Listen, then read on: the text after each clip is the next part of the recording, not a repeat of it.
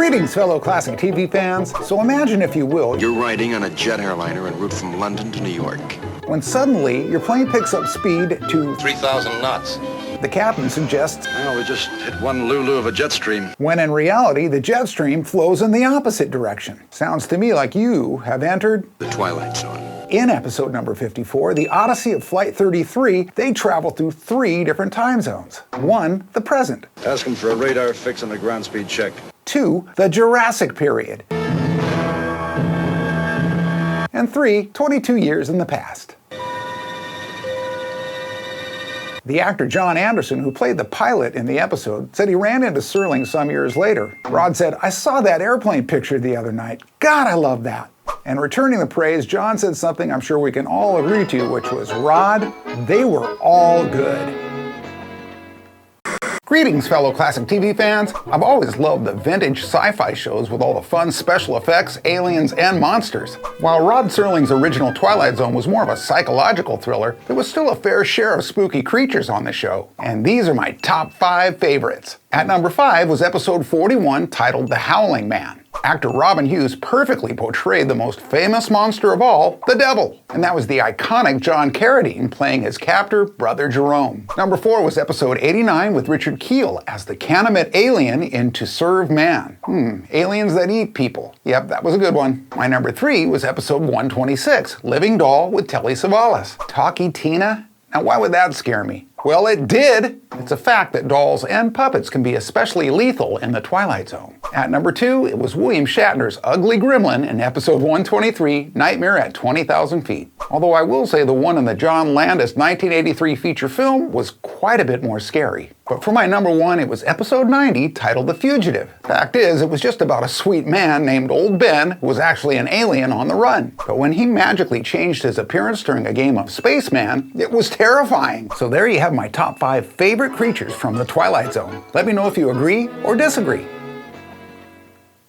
Greetings, fellow classic TV fans. Have you ever noticed in those Twilight Zone marathons that an episode seems to pop up that you've never seen before? Well, that's happened for me, and it makes sense because there was 156 episodes made. The creator, Rod Serling, ranked number 1 in TV Guide's 25 Greatest Sci-Fi Legends. His original show ran from 1959 to 1964. It's said that Rod once invited viewers to submit for your approval scripts for the show. He got 14,000. There's a signpost up ahead. It says, "Stop!"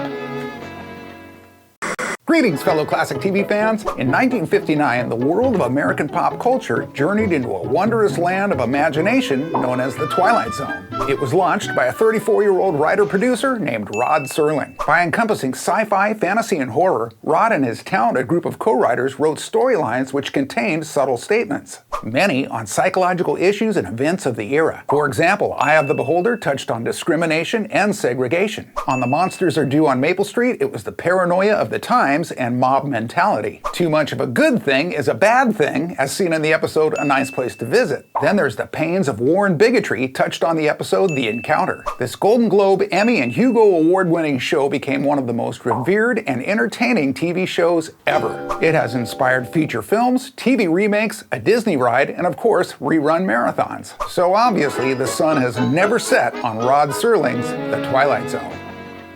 Greetings, fellow classic TV fans. On January 22nd, 1960, The Hitchhiker made its debut on The Twilight Zone and is often regarded as one of its finest episodes. Interestingly, the original story by Lucille Fletcher first made its debut in 1941 on the Orson Welles radio show. Fletcher is also noted for her 1943 story, Sorry Wrong Number, which was adapted to the big screen in 1948, earning Barbara Stanwyck an Oscar nod. The Hitchhiker was originally written with a male lead, but in an attempt to add dimension to the role of a vulnerable traveler, Rod Serling cast a woman. Having weathered a minor car accident while driving across country, the character of Nan Adams, played by the lovely Inger Stevens, first encounters a hitchhiker. After attempting to ignore him, the man strangely keeps showing up ahead of her on the journey. Eventually, she comes to believe that he intends to harm her, and oddly enough, she can't get help because no one else can actually see him. The twist really hits when Nan tries to call her mother, only to find out she's been hospitalized due to grief,